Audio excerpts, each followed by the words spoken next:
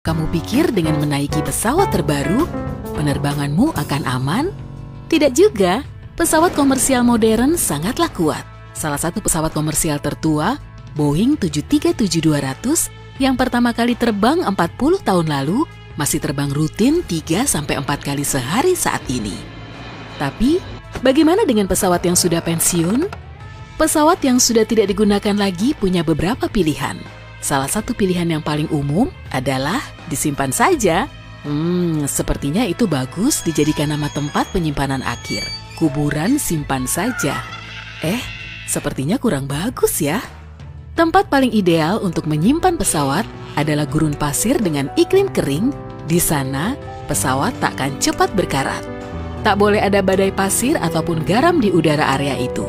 Tempat ini juga memerlukan area kosong yang sangat luas untuk membuat tempat parkir pesawat, landasan pacu yang panjang, dan infrastruktur untuk menyervis, memperbaiki, atau membongkar pesawat. Sebagian besar area ini berada di barat daya Amerika Serikat, California, Arizona, dan New Mexico. Untuk di Indonesia, salah satunya berada di Bandara Internasional Soekarno-Hatta di Tangerang. Pada tahun 2013, Bandara Teruel di Spanyol dibuka di dekat kota Teruel. Letaknya di area sepi penduduk, berketinggian sekitar 1 km dengan iklim setengah kering, kombinasi yang sempurna untuk menyimpan pesawat. Sudah ada lebih dari 100 pesawat yang tersimpan di sana, dan bandara ini terus diperluas agar bisa menerima pesawat hingga 2 kali lipatnya. Bandara Teruel tidak melayani penerbangan reguler, tapi ini adalah gudang pesawat terbesar di Eropa. Jadi, apa yang terjadi kepada semua pesawat itu setelah disimpan di sana? Sebagian hanya disimpan sebentar sampai hak miliknya berpindah ke pemilik lain, dan terkadang masa tunggu berlangsung lama. Pesawat lainnya diperbaiki, dan sebagian lainnya menjadikan bandara ini tempat peristirahatan terakhirnya. Menuju kuburan simpan saja, mereka akan berada di sana berbulan-bulan atau bahkan bertahun-tahun, dan selama itu bangkai mereka dibongkar menjadi bagian kecil-kecil. Lalu sisanya dikirim agar diproses lebih lanjut. Sisa dari pesawat tua yang tidak diproses akan berada di kuburan pesawat, seperti kuburan pesawat Angkatan Udara Davis Mountain di Arizona. Selain pesawat komersial, terdapat sekitar 4.400 kendaraan lainnya di sini, termasuk 40 pesawat ulang-alik. Mungkin ini adalah kuburan pesawat terbesar di dunia. Kira-kira, kalau zombie pesawat muncul di sini, wujudnya seperti apa ya? Pesawat bukan sekedar hasil karya para insinyur atau alat transportasi bagi manusia dan barang. Benda ini merupakan susunan bagian dan material berguna yang bisa dimanfaatkan dalam berbagai cara selain dijadikan pesawat setelah tidak digunakan lagi. Saat pemilik pesawat memutuskan pesawatnya tak akan mengudara lagi, sebisa mungkin mereka menyelamatkan seluruh bagian yang masih berfungsi terlebih dulu. Mulai dari mesin, peralatan elektronik penerbangan, elemen sistem bahan bakar, rem, sampai bagian terpisah dari badan pesawat itu. Air Salvage International menyebutkan 95% pesawat modern dapat dipakai kembali. Terkadang, beberapa bagian badan pesawat dan elemen lainnya tidak didaur ulang, melainkan diberikan kepada orang yang mungkin tertarik. Misalnya, bagian kokpit dapat digunakan untuk melatih pilot, lalu kabin penumpang untuk melatih pramugari dan pramugara, damkar, serta laksamana penerbangan. Ada banyak perusahaan khusus yang bertanggung jawab untuk membongkar dan menyatukan pesawat. Mereka juga memperbaiki dan merawat pesawat yang masih bisa terbang.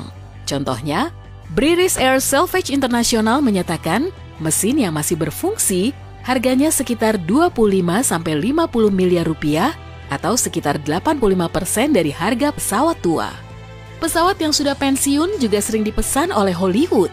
Atau jangan-jangan kamu pikir seluruh studio di sana membuat film di dalam pesawat sungguhan?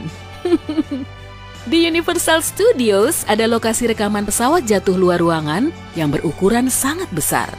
Lokasi ini dibangun untuk film yang disutradarai oleh Steven Spielberg. Pesawat komersial Boeing 747 dibeli untuk produksi film ini, lalu dibongkar sampai ke bagian terkecil, kemudian dipindahkan ke Universal.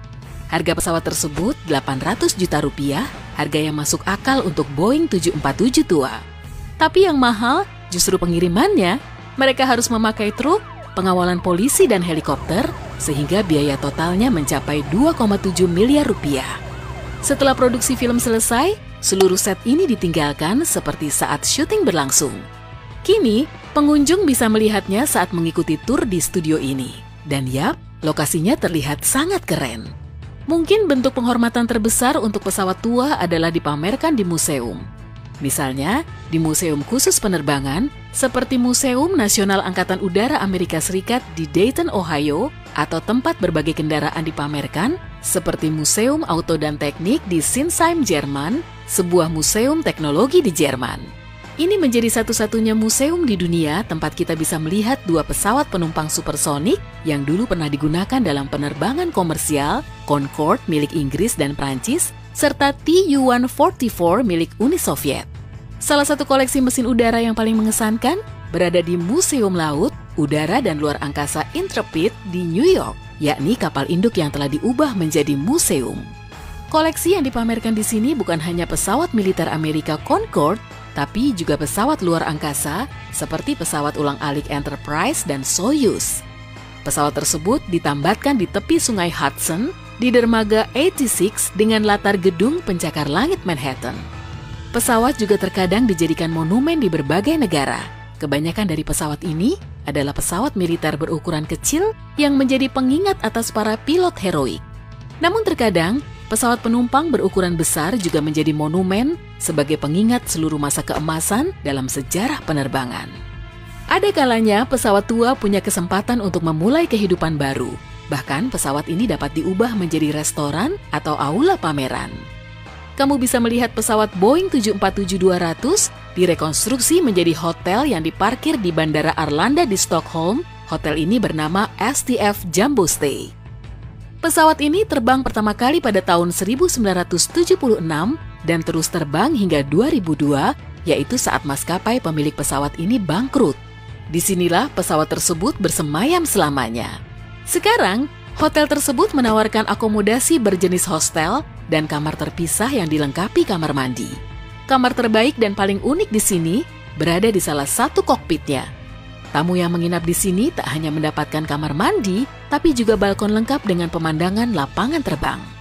Kalau kamu pikir menginap di pesawat yang sudah pensiun itu keren, bagaimana kalau makan-makan mewah di dalamnya? Tak jauh dari Bandara Zurich, ada restoran penerbangan bernama Runway 34. Restoran ini berada di gedung parkir yang dibangun di atas pesawat penumpang Uni Soviet keluaran tahun 1957.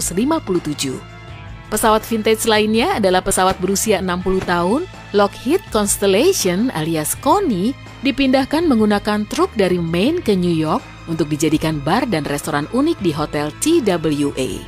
Setelah terbang selama 30 tahun, Connie pertama kali dibeli pada 1986 oleh perusahaan maskapai regional di Maine yang memindahkannya ke Bandara Auburn Lewiston agar dapat kembali terbang.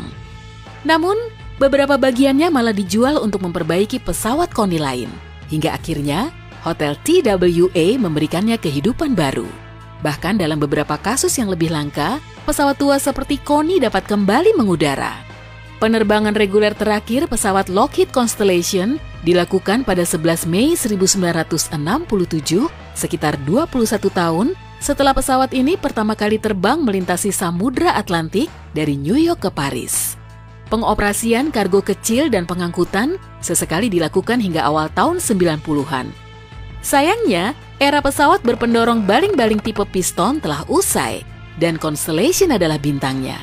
Pesawat ini kemudian digantikan oleh pesawat turbojet yang lebih cepat, lebih nyaman, dan awet. Beberapa dari 850 pesawat Connie dikirimkan ke museum dan salah satunya dijadikan restoran seperti yang barusan kita lihat. Namun, sebagian besar pesawat ini dipensiunkan. Sepertinya, tak satu pun dari pesawat ini akan terbang lagi.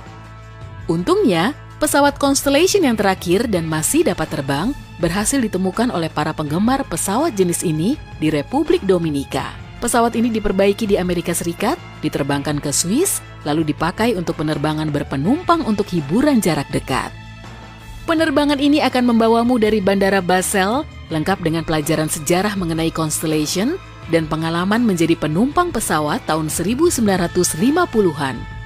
Keseluruhan proyek ini didukung oleh SCFA, Asosiasi Penerbang Super Constellation, dan perusahaan arloji Breitling.